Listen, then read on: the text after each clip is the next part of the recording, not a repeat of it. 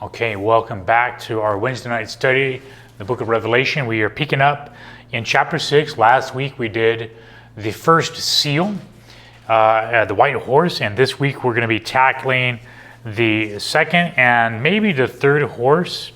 So I'm going to just go ahead.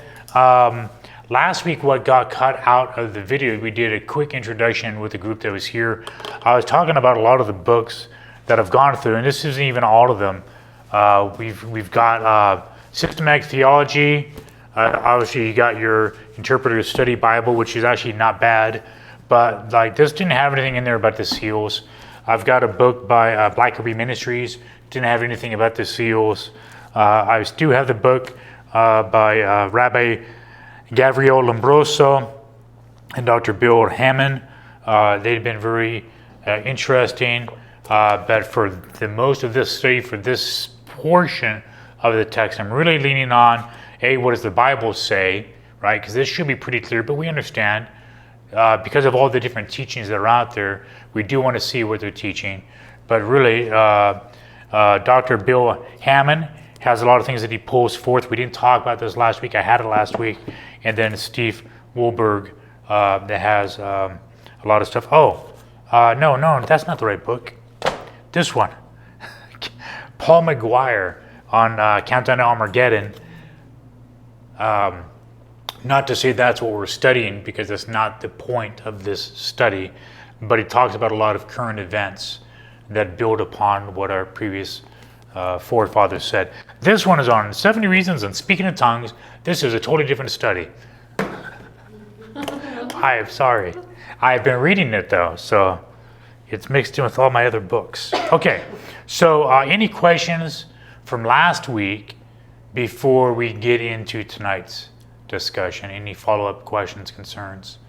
Okay, cool. Okay, so I think what we want to do is we're just going to go to our text, and it's going to be chapter 6, verse 3. Beth, would you mind reading that for us today? Are you ready to do that? Yeah, you just want me to read 3? Let's read the second and the third seal, starting at verse 3. When he opened the second seal, I heard the second living creature saying, "Come and see." Another horse, fiery red, went out, and it was granted to the one who sat on it to take peace from the earth, and that people should kill one another, and there was given to him a great sword. When he opened the third seal, I heard the third living creature say, "Come and see." So I looked, and behold, a black horse, and he who sat on it had a pair of scales in his hand. And I heard a voice in the midst of the 4 living creatures saying, "A quart of wheat for a denarius, and 3 quarts of barley for a denarius, and do not harm the oil and the wine." Okay. Thank you. So last week, if we remember, the two main focuses on the white horse is, one, it represented the early church. There's quite a bit of folks that believe that's what it represents. And then there's another group, mainly the Protestants, that believe that it actually represented the Roman Catholic Church that was established after the fall of Rome. And there's different things that we didn't go into a whole bunch of detail about why they believe that's the case. We did a lot of study through that because that is a bigger portion to discuss. And then, of course, when you look at the horses, all these horses represent something bad. And so it'll be interesting that the first horse is good and then the rest are bad. And so that did seem to fit the nature of what's going on with the seals. The seals are not judgments, right? In the sense that the bowls of wrath are definitely judgment, right? You could say that they're judgment because evil is working in the world in a response to evil.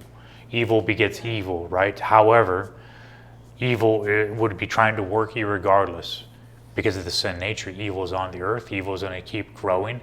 And it's the powers of Satan that have been unleashed upon the earth.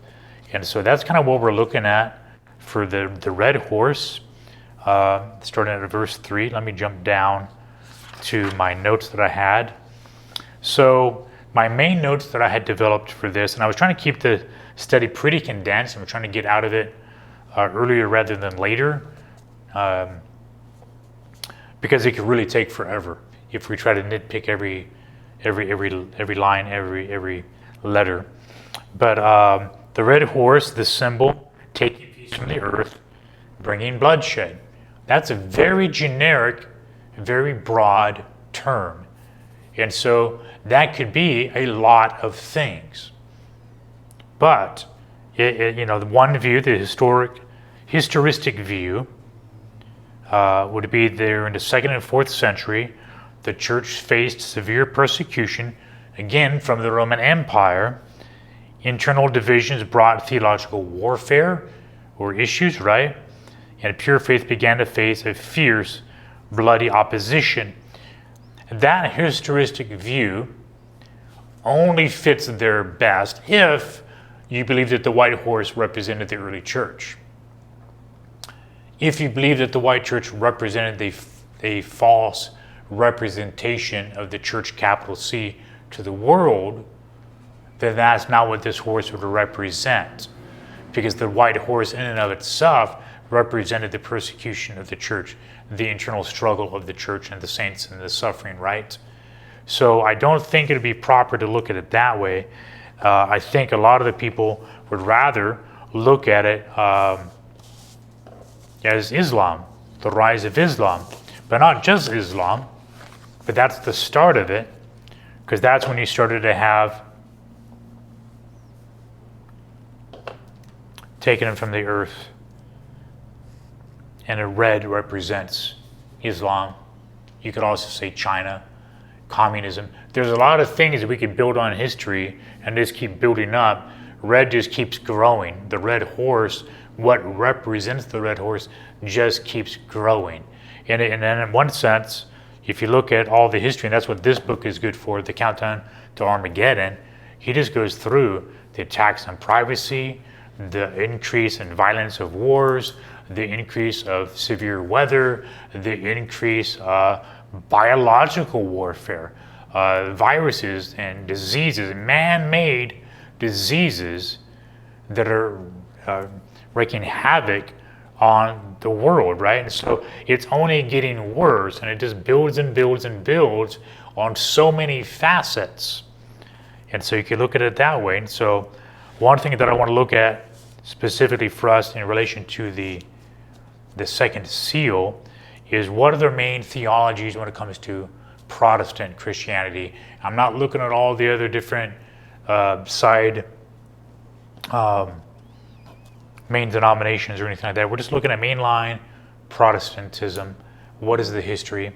And so there's mainly three main areas. You have historistic interpretation, you have futuristic interpretation, and then you have one that is called idealist interpretation. So we're just going to kind of go through these three, and then as you're going, if you have a question or a thought, go ahead and raise your hand, and we'll get the mic to you, and we can discuss that online for those that are watching.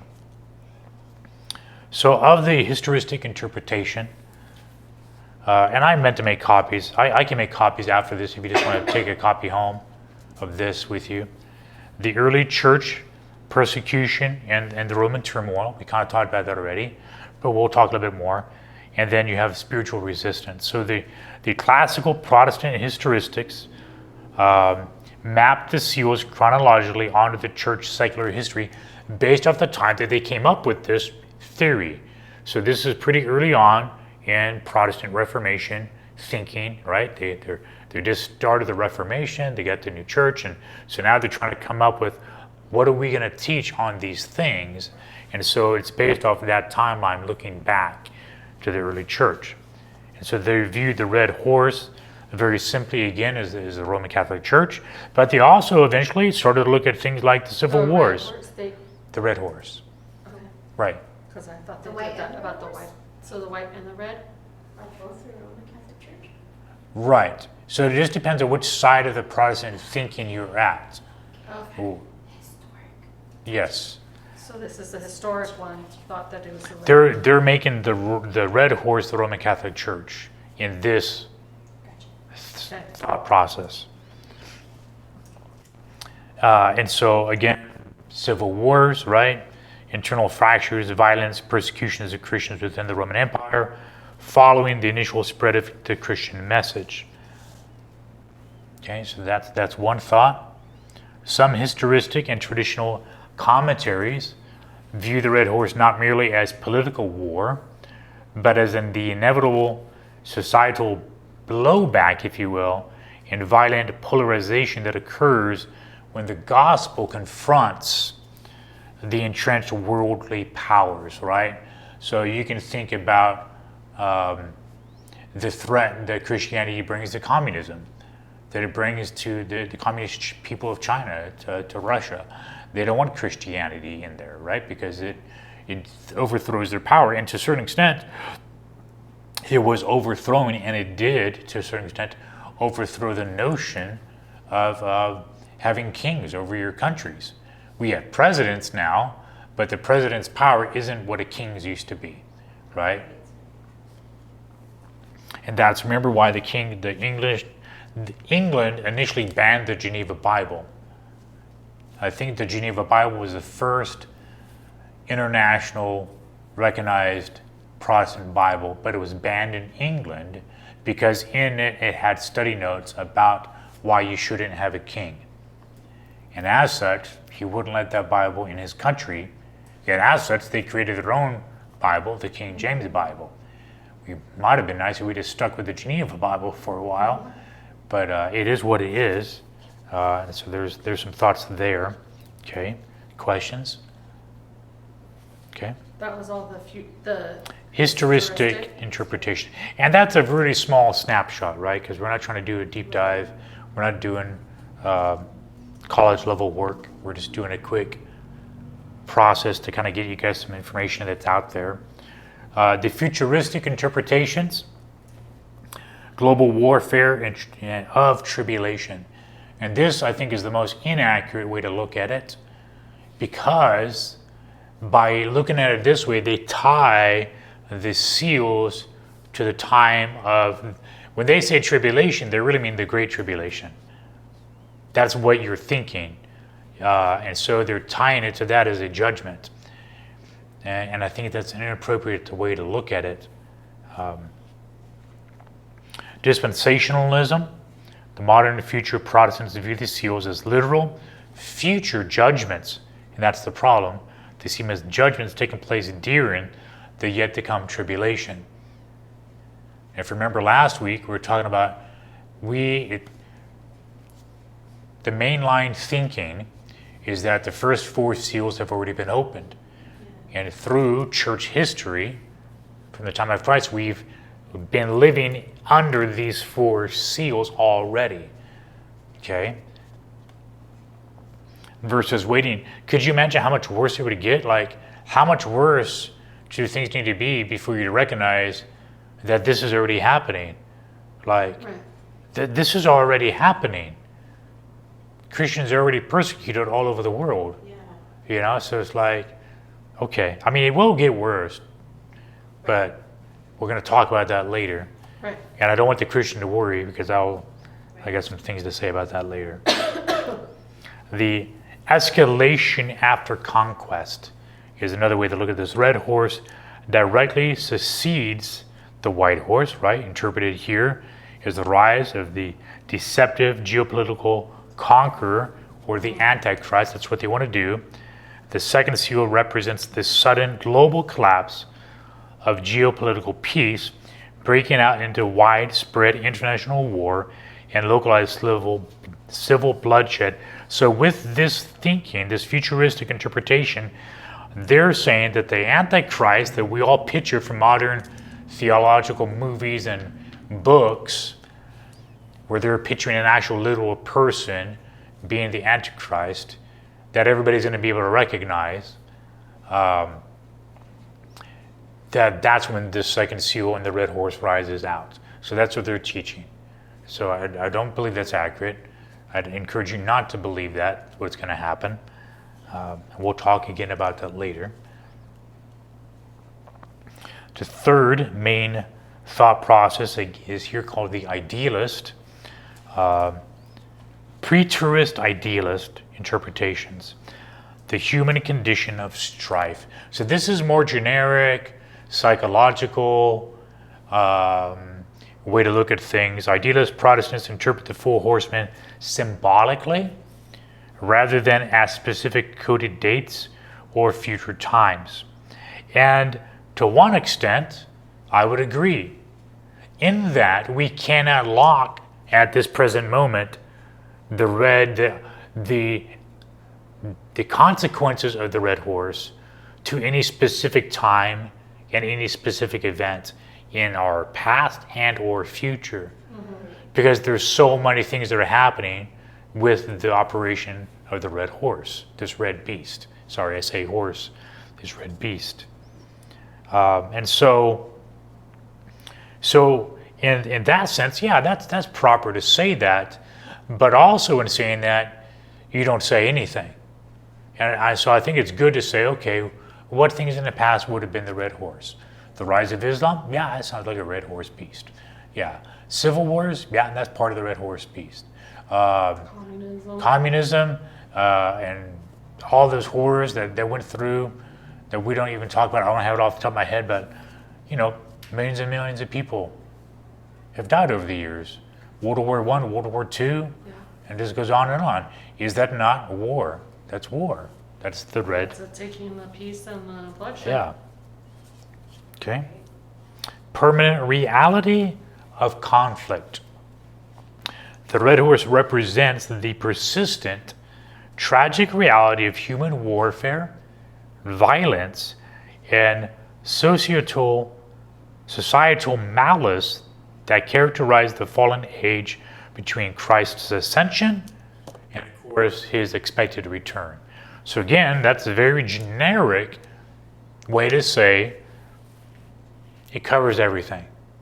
Whenever there's bad in the world, whenever there's, nation against nation, let's say, we'll just put it on the red horse. We'll just pin it to the red horse. And I guess in some ways that's safer than trying to pin something and then to be wrong. Right. Yeah. Thoughts on that? I just think it's, I think it is kind of interesting because if we're talking about the seals already being open and we're seeing, even if you're trying to interpret it kind of literally, Yeah. while you might not see the red horse, if you're literally interpreting it, taking peace and bloodshed, it would be like we are already absolutely in there because it hasn't stopped. Like, they had the persecution and then we had wars on top of wars, religious wars, Yeah. regular wars, persecution of Christians, just people desiring to be evil.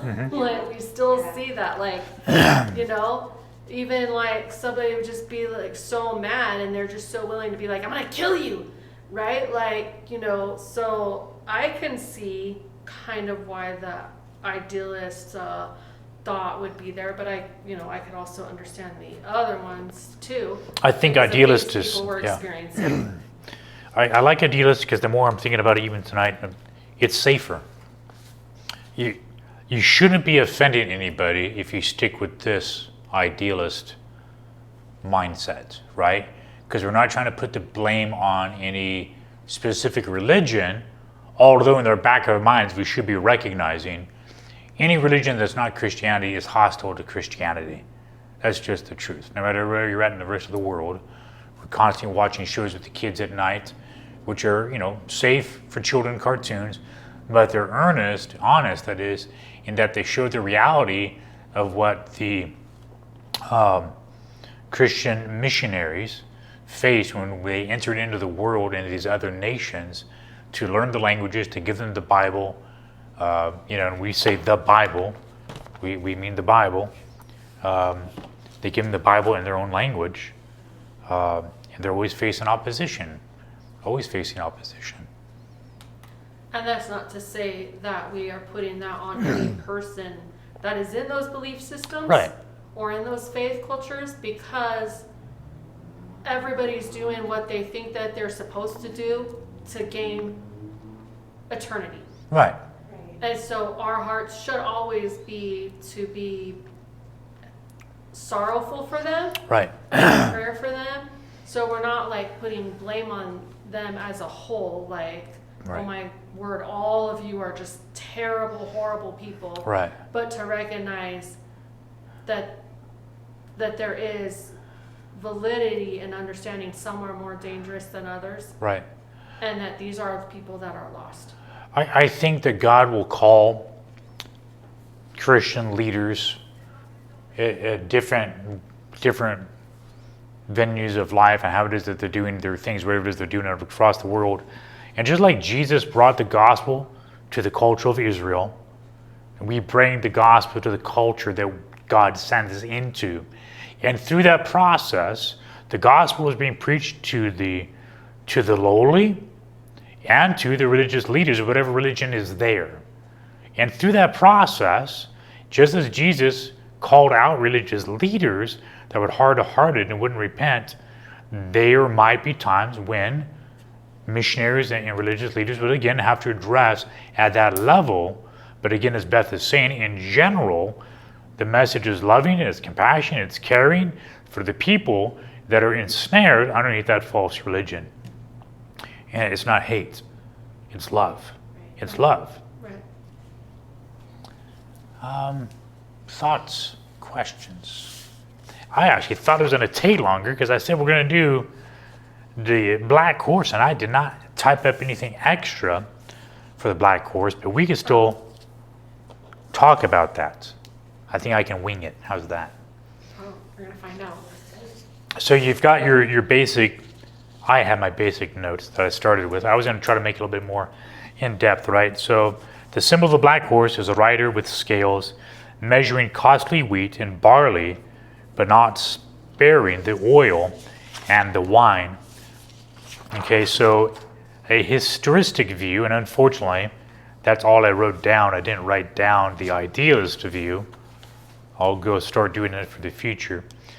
The black is the opposition of white, so obviously that's evil, right? It represents spiritual darkness, is one way to look at it. So they think this marks the era of the Dark Ages. So when they were writing this, they're very narrow-minded. Their focus was only on Europe, right?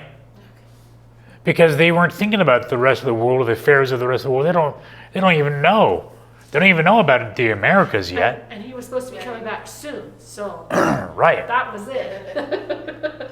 And they were dealing with this whole battle of just trying to get back into, we could say, the restored Christianity. The Reformation restored,